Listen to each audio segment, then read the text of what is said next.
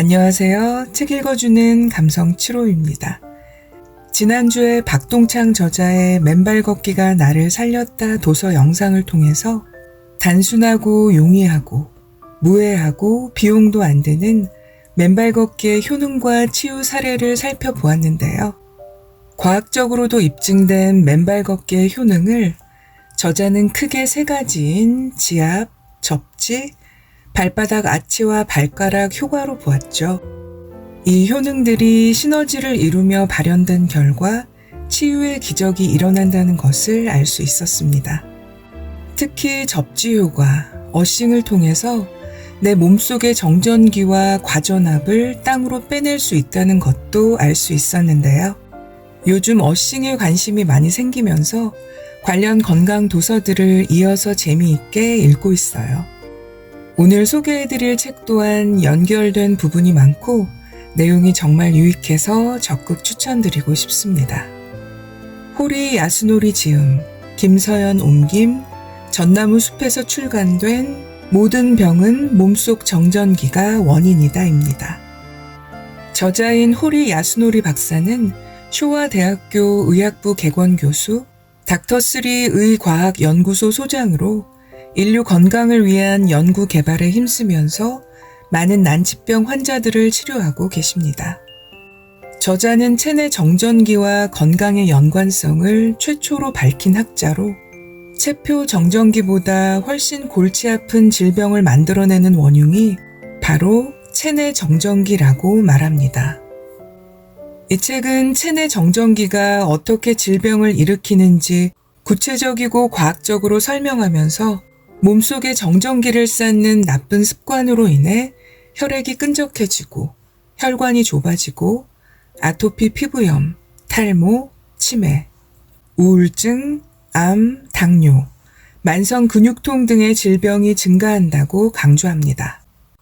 몸속에 쌓이는 정전기를 줄이는 생활 수칙과 예방법을 통해 건강해지는 방법은 물론 정전기를 빼내어 병이 호전된 사례도 수록되어 있는데요. 이 시간 쉽게 접근하면서 여러분과 특히 나누고픈 책 속의 중요한 내용 일부를 소개해 드리려 합니다.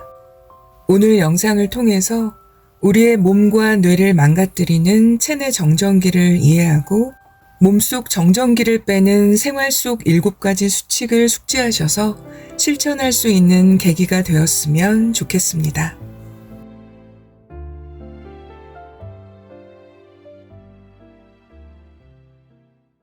정전기는 습도와 상관없이 발생한다. 흔히 정전기라고 하면 대부분 체표 면에서 일어나는 현상으로 이해한다. 찌릿찌릿한 정전기는 체내 정전기가 아니라 체표 정전기이다.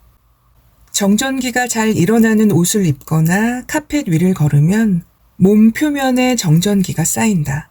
이것이 단숨에 방전되는 현상이 바로 문손잡이를 잡거나 차에 타는 순간 일어나는 불쾌한 정전기이다. 이 같은 방전 현상이 일어나려면 적어도 3만 볼트에서 4만 볼트의 전압이 필요하다. 체표 정전기도 몸에 악영향을 미치므로 정전기가 잘 일어나는 옷은 안 입고 전기 제품에 둘러싸인 생활은 되도록 멀리하는 것이 좋다. 이 책에서 다루려는 주제는 바로 체내에서 발생하는 정전기이다. 체표 정전기보다 훨씬 골치 아픈 질병을 만들어내는 원흉이 바로 체내 정전기이기 때문이다. 정전기는 건조한 환경에서 주로 일어나고 몸속은 온통 수분인데 몸속에서 과연 정전기가 일어날까 의문이 들 수도 있다. 그러나 정전기는 습도와 상관없이 발생한다. 습도가 높을 때 정전기로 인해 빠지직거리지 않는 이유는 정전기가 수분을 함유한 대기 중으로 부드럽게 방출되기 때문이다. 습도가 높든 낮든 방전되는 방식이 다를 뿐 정전기는 똑같이 발생한다. 이 사실을 잘 알려주는 현상이 벼락이다. 벼락은 정전기 중에서도 왕 중의 왕이라고 보면 된다. 본래 공기는 절연체인데 비정상적으로 강한 전기는 이 절연층을 뚫고서 흐른다. 여러분도 잘 아는 벼락, 즉 낙뢰는 천둥, 번개, 뇌우둥을 몰고 오는 구름이 쌓아둔 전기가 국소적으로 공기의 절연 내압을 이겨내고 지표로 흐르는 거대한 방전 현상 중의 하나이다. 몸속의 정전기는 지방에 쌓인다. 비가 와서 생긴 물 웅덩이에 전깃줄이 늘어져 있으면 절대 그 물에 몸이 닿아선 안 된다는 경고를 들은 기억이 있을 것이다. 그 웅덩이에 발을 딛기라도 했다간 확실하게 감전된다. 그 말인즉슨 물은 전기가 통한다는 뜻이다. 정전기는 절연체에 쌓인다. 그렇다면 우리 몸속에서 전기가 통하지 않는 건 뭐가 있을까? 우리 몸속 지방이나 글리세린은 전기가 통하지 않는다. 이런 물질을 절연체라고 한다. 체내에서 발생한 정전기는 지방이나 글리세린에 차곡차곡 쌓인다. 배 주위의 지방, 특히 내장에 쌓인 지방은 매우 위험하다. 정전기가 몸속에서 아무리 많이 발생해도 그때마다 몸 밖으로 흘려보내기만 한다면 큰 문제는 없다. 문제는 정전기가 축적될 때다. 다시 말하자면 정전기는 지방이나 글리세린에 쌓인다. 지방은 배 주변을 비롯해 우리 몸 전체에 존재한다. 일예로 적혈구나 혈관벽의 세포에는 지방과 글리세린 양쪽 모두 대량 함유돼 있다. 혈류 때문에 생긴 정전기는 접지나 미네랄로 중화되지 않는 한 적혈구의 세포막과 혈관벽에 차곡차곡 쌓인다. 부종은 정전기가 쌓여서 생기는 현상이다. 체내 정전기가 세포에 쌓였을 때 나타나는 폐해 중 하나로 부종이 있다. 부종은 그 뒤에 다양한 질병이 숨어 있거나 혹은 질병이 나타나는 원인이 되기 때문에 주의가 필요하다. 몸속에 쌓인 정전기를 빼면 붓기가 빠지면서 불과 몇십 초 만에도 작아진 얼굴을 확인할 수 있다. 혈관이나 그 주위에 쌓인 정전기를 제거하면 놀랄 정도로 얼굴이 작아진다. 대량으로 발생한 정전기가 혈관벽에 쌓이면서 혈관벽이나 적혈구의 표면이 음전화 또는 양전화로 기울면 혈관벽 여기저기에 물 분자 덩어리가 생겨난다. 물이 달라붙는 것이다. 체내 정전기가 발생해서 혈관벽에 지방이 쌓였다고 하자. 양성 정전기가 다량으로 발생하면 혈관벽은 양전화로, 음성 정전기가 많을 때는 혈관벽은 음전화로 대전된다.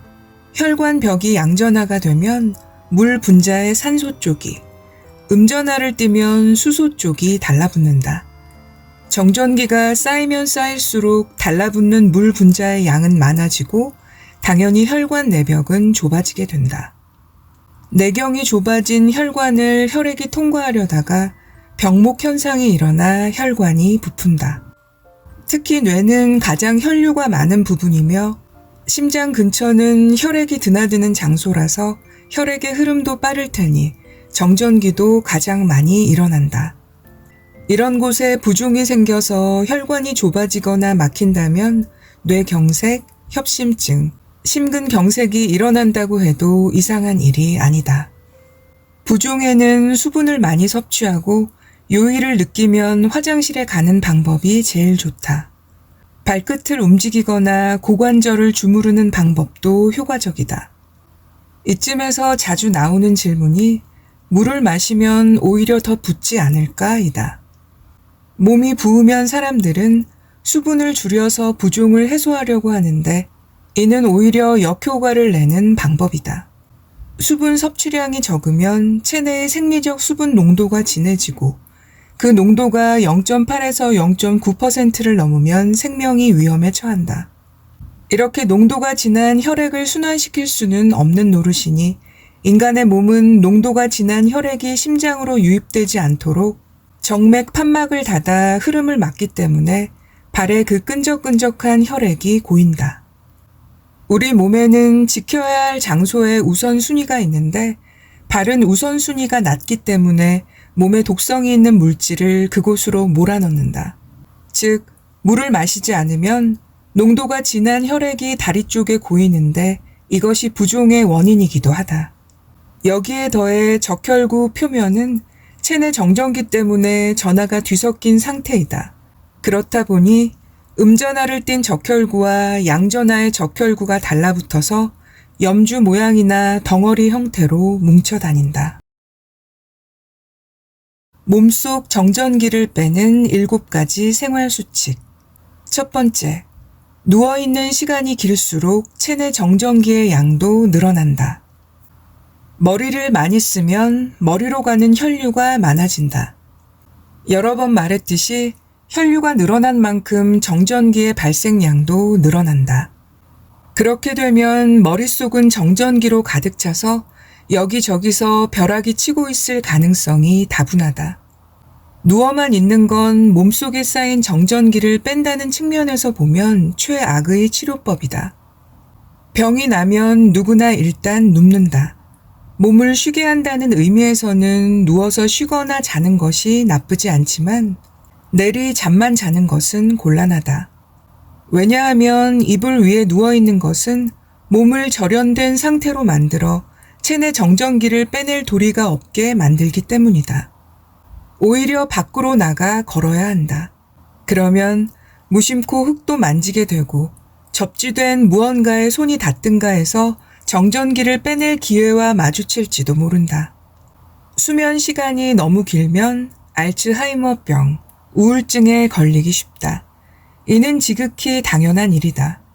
자는 동안 몸속에 정전기가 쌓이기 때문이다. 그러니 수면 시간은 되도록 7시간 정도로 제한하는 것이 좋다. 생활 수칙 2. 잘 때는 머리를 북쪽에 두고 눕는다. 죽은 자들이 북쪽으로 머리를 둔다는 얘기가 있지만 그것은 예로부터 내려오는 전설이나 다름없을 뿐, 체내 정전기 이론에서 보면 북쪽으로 머리를 두고 잘 때가 제일 건강에 좋다. 지구는 거대한 자석이다. 나침반에서 N극이 북쪽, S극이 남쪽을 가리키는 이유는 지구의 북극이 S극이고 남극이 N극이기 때문이다. 자석은 같은 극끼리는 서로 반발하고 다른 극은 끌어당긴다고 초등학교 때 우리는 배운다. 지구도 자석이기 때문에 우리는 방위 자석을 보고 지구의 방향을 알 수 있는 것이다.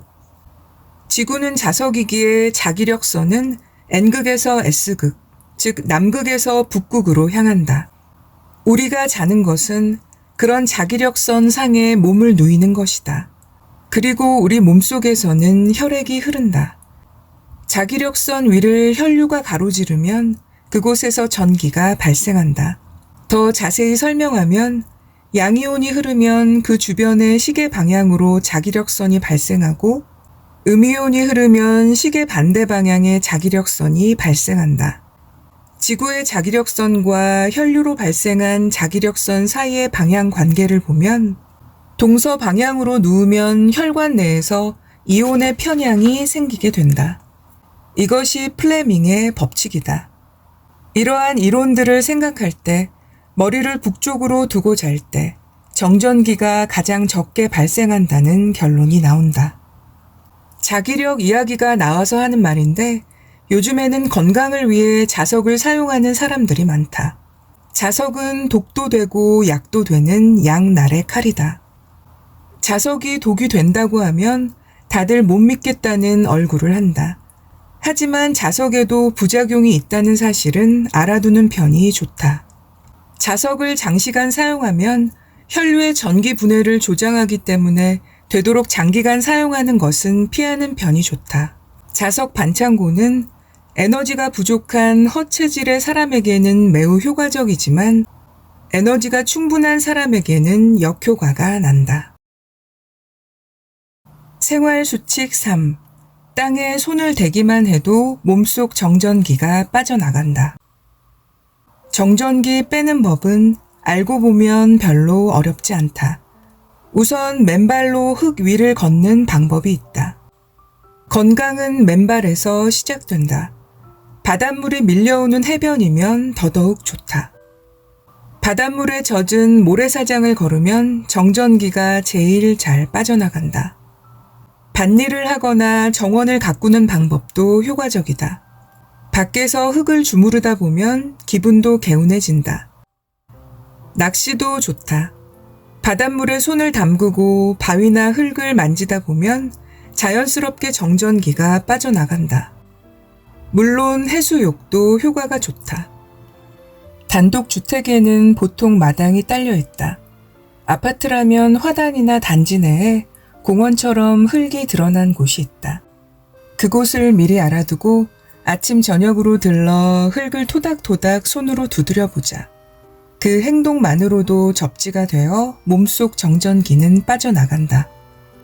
할 수만 있다면 소금물을 뿌려서 젖은 흙 표면을 만지면 더욱 효과적이다.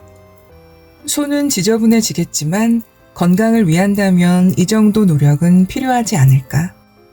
거리를 걷다가도 흙을 발견하면 그 자리에서 접지를 한다. 이런 습관을 들이면 정전기가 방출돼 몸속에서 벼락이 치는 일도 줄어든다. 건강에는 습관이 제일 중요하다. 좋은 습관을 계속하면 건강해지고 나쁜 습관을 지속하면 병에 걸린다. 접지는 매일 해야 효과를 볼 수 있다. 파도 치는 해변을 걸었다고 해서 다음 날부터 몸이 좋아지는 마법 같은 일은 일어나지 않는다. 매일같이 해야 한다. 체내 정전기는 서서히 빼는 수밖에 없다. 한 달에 한 번은 백사장을 걷고 평소 흙을 만지는 습관을 지속해야만 체내 정전기가 빠져나간다. 생활수칙 4. 길게 호흡해야 오래 산다. 폐는 어느 정도 자신의 의지대로 조절이 가능한 유일한 장기이다. 예를 들어 폐를 부풀리고 싶다면 숨을 잔뜩 들이쉬면 된다.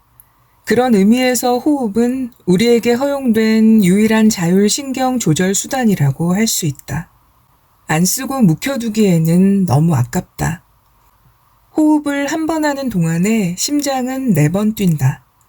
이는 포유류라면 몸집의 크기에 관계없이 모두 똑같다. 인간은 물론이고 코끼리와 기린, 개와 고양이, 토끼와 쥐도 모두 한 번 호흡하는 동안 4번의 심박이 있다. 매우 독특한 계산을 한 학자가 있었다. 그는 포유류의 제각기 다른 수명을 심장의 고동 시간으로 나눠보았다. 그랬더니 놀랍게도 포유류라면 어떤 동물이건 평생 동안 심장이 20억 번 뛴다는 사실을 알게 되었다. 그의 가설에 의하면 쥐의 수명은 3년 정도이고 코끼리는 80년 가까이 산다. 하지만 심장의 고동을 같은 속도로 만들면 쥐와 코끼리의 수명은 똑같아진다. 수명은 심장이 고동치는 속도에 비례한다는 뜻이다. 그리고 심장의 고동은 호흡의 속도와 밀접한 관계가 있으니 1분 동안의 호흡 횟수를 줄이면 장수할 수 있다는 말이 된다. 그야말로 긴 호흡은 긴 수명으로 이어진다는 결론이다. 호흡은 정전기 발생을 억제하는 데에도 매우 중요한 요소이다. 그러므로 긴 호흡을 하려면 먼저 내쉬는 숨에 의식을 쏟으면서 천천히 내뱉는다. 숨을 다 내뱉으면 이번에는 알아서 산소가 들어와 느긋한 리듬으로 들이마실 수 있게 된다. 반대로 들이쉬는 숨에 의식을 집중하면 호흡은 짧고 얕아지기 쉽다. 내쉬는 숨에 의식을 집중해서 내뱉은 후 들이마시는 호흡을 한다면 그것만으로도 수명은 제법 늘어날 것이다. 생활수칙 5. 입호흡은 이제 그만. 코로 숨쉬자. 저명한 면역학자인 니시하라 가츠나리 선생도 말했지만 나는 20여 년 전부터 입호흡이 질병의 원인이라고 호소해왔다. 교원병이나 네프로제, 꽃가루 알레르기, 천식, 일부 아토피 피부염 같은 면역계 질병은 입호흡과 매우 깊은 관계가 있다. 왜냐하면 목에는 매우 중요한 면역기관인 인두 편도가 있는데 입호흡을 하다 이곳에 상처가 나면 면역 시스템에 오작동이 일어나기 때문이다. 입호흡을 멈추면 면역 질환이 크게 호전된다. 수많은 환자를 치료하고서 알게 된 사실인데 입 호흡이 나쁘다고 머리로는 알아도 일단 잠이 들면 어느 틈엔가 입 호흡을 하는 사람이 매우 많다. 이는 의식적으로 입 호흡을 하지 않으려는 노력이 절실한 이유이다. 다음에 10가지 항목을 확인해 보자. 힘을 빼고 있으면 입이 살짝 벌어져서 멍해 보인다. 앞니가 튀어나와 있거나 이가 벌어져 있다. 입을 다물면 아랫니가 윗니를 덮는다. 한쪽 치아로만 음식을 씹거나 치아 교합이 좋지 않다. 아랫입술이 윗입술보다 두껍다. 입술이 하얗게 튼다. 아침에 잠에서 깨면 목이 아플 때가 많다. 윗입술 전체가 산 모양을 하고 있다. 음식을 먹을 때 쩝쩝 소리가 난다. 알레르기성 비염 등의 코막힘 증상이 있다. 위의 항목에서 하나라도 해당되는 사람은 평상시 혹은 수면 중에 입호흡을 하는 것으로 의심된다. 여러 개가 해당되는 사람은 입호흡의 비율이 높다고 보면 된다. 입호흡을 고치려면 어떻게 하면 좋을까? 몇 가지 방법을 소개한다. 1. 반창고로 입이 벌어지지 않도록 붙인다. 입술을 다문 상태에서 아랫입술에서 윗입술 쪽으로 반창고를 붙인다. 단 반창고는 너무 단단히 붙이지 말아야 한다. 재채기를 했을 때 고막이 찢어질 수도 있다. 밑에서 위쪽으로 붙이면 기도를 넓힐 수 있다. 2. 평소 사용하지 않는 쪽 치아로 껌을 씹는다. 입을 다물고 평소 사용하지 않는 쪽 치아로 무설탕 껌을 씹는다. 이러한 행동은 한쪽으로만 씹는 습관을 교정한다. 3. 코로 자극한다. 코의 양옆과 콧등 부분을 손가락으로 자극한다. 스포츠 선수들이 쓰는 코에 붙이는 반창고도 좋다. 4. 1%의 식염수로 각을 한다.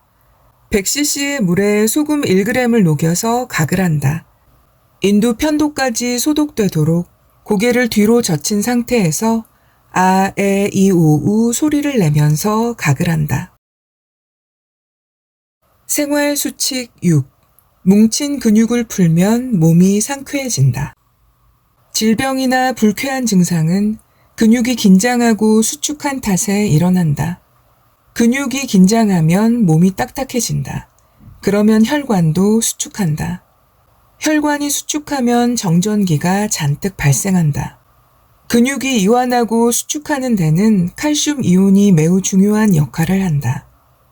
근육에 붙어있는 근소포체란 곳에서 칼슘 이온이 방출되면 근육이 수축하고 칼슘 이온이 되돌아가면 근육은 이완된다. 정전기가 많아지면 칼슘 이온이 근소포체로 돌아가지 못하기 때문에 근육은 수축한 채로 남게 된다. 여기서 악순환이 시작된다. 정전기가 늘어난다. 근육이 수축한다. 혈관이 수축한다. 정전기가 다시 늘어난다. 이 사이클을 반복하는 동안 근육은 점점 딱딱하게 굳어버린다. 어깨 결림에서 시작해서 무릎 통증, 부종, 알레르기성 비염, 아토피 피부염 등 다양한 질병으로 이어진다. 이 악순환에서 탈출하려면 스트레스를 줄이는 방법이 최고다. 그 다음은 무조건 근육 마사지를 해야 한다.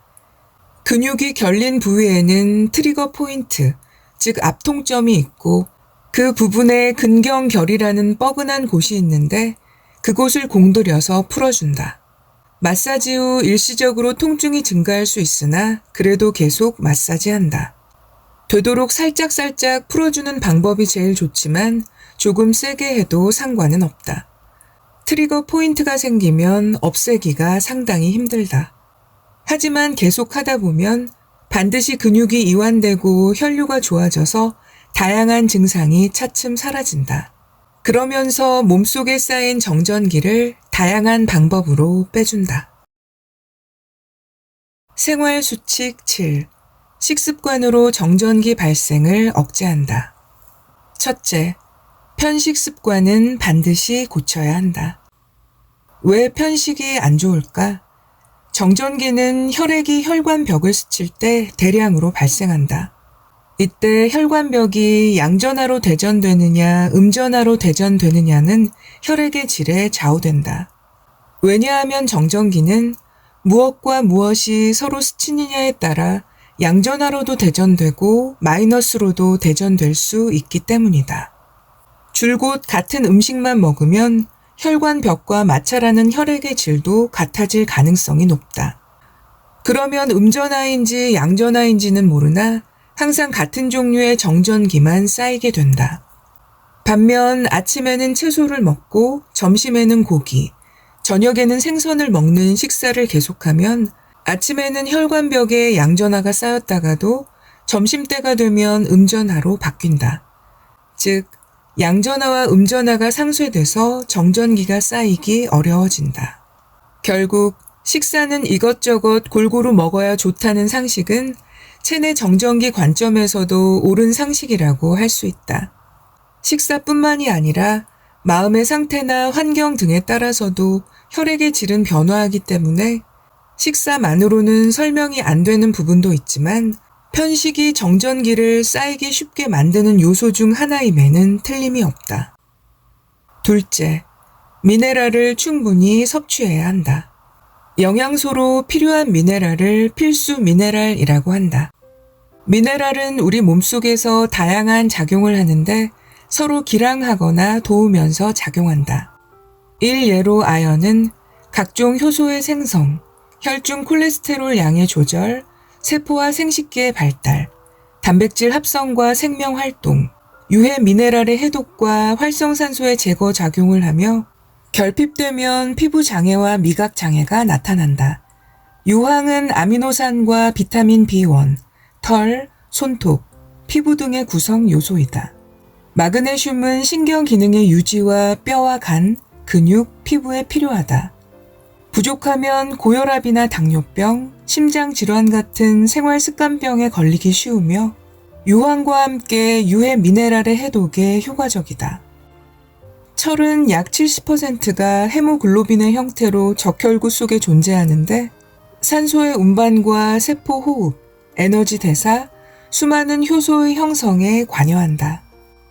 그러면 이온 미네랄 정전기는 어떤 관계가 있을까? 미네랄은 혈액 속으로 들어가면 이온화한다. 이것이 전해질이며 전해질은 전기를 통과시킨다. 전기를 통과시키지 않은 포도당이나 요소는 비전해질이라고 한다. 혈관 속에 정전기가 늘어나면 적혈구의 표면에서 전하의 균형이 무너지기 때문에 적혈구끼리 달라붙어 혈액의 상태가 나빠진다. 그리고 그 영향으로 병에 걸린다. 당뇨병에 걸리면 혈중 포도당이 늘어나면서 적혈구가 염주나 덩어리 형태로 뭉치기 때문에 혈액순환 부전에 빠질 가능성이 있다. 그 결과 말초 혈관 경색이 일어나고 혈관이 좁아지면서 어쩔 수 없이 발가락을 절단해야 하는 상황이 벌어지기도 한다. 혈관벽에 정전기가 쌓이면 그곳에 물 분자가 달라붙어서 혈관이 좁아지거나 혈관의 수가 줄어 부종의 원인이 된다는 이야기도 했었다. 하지만 적당량의 미네랄을 섭취하면 이온화된 미네랄이 정전기를 중화시킨다. 그 영향으로 뭉쳐있던 적혈구가 서로 떨어지고 혈관벽에 달라붙었던 물 분자도 혈류를 타고 흘러가 버린다. 체내 정전기를 제거하는 가장 효과적인 방법은 미네랄을 섭취하는 것이다. 현미밥에 신선한 채소와 해조류, 어패류, 된장과 각종 절임 식품으로 구성된 식사를 하면 미네랄을 풍부하게 섭취할 수 있다. 가끔은 양식을 해도 괜찮다. 중화 요리도 좋다. 하지만 기본은 이 식단 구성을 지키는 것이 좋다. 채소와 어패류는 되도록 신선한 것을 고른다면 최고의 건강 식단이 된다. 체내 정전기를 제거하고 싶다면 체내에 항상 전하 물질이 존재할 수 있는 상황을 만들면 된다. 그렇게 하면 정전기가 발생해도 미네랄이 지닌 전하가 중화해준다. 요는 되도록 패스트푸드를 멀리하고 전통식을 위주로 식생활을 하는 것이다.